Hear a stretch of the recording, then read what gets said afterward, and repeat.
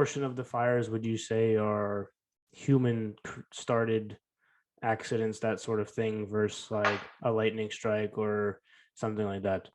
Yeah, I don't know the exact numbers on it. I know I've read a lot of data that man-made fires are the ones that end up being the big ones normally. But I don't know the numbers on percentages. A lot of abandoned campfires become fires from people out camping and having fires when they're not supposed to be. Um, People driving trucks with tow chains in the back that spark off and go into the side grass and start a fire that way.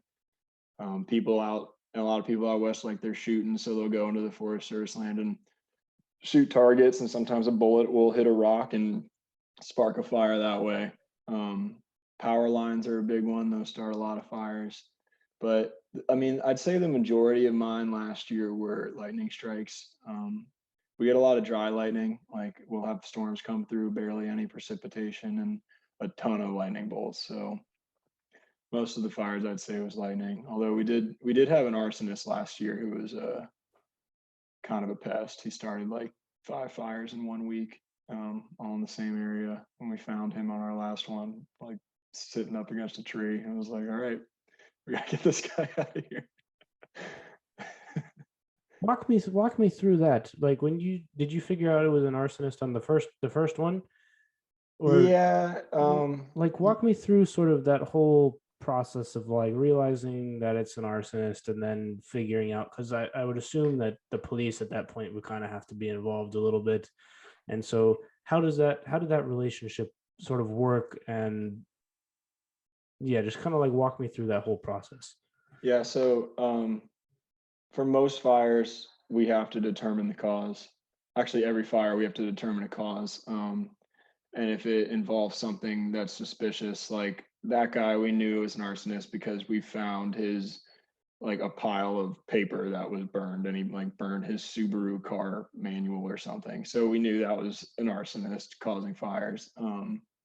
And then they'll have a fire investigator come and do a full investigation of the scene and determine exactly what caused it, where was it started, and then from there, you like it's pretty tough to find the person unless the way we found him, where he was like passed out next to the fire because he was having himself a week in the woods doing whatever he was doing, just causing mayhem.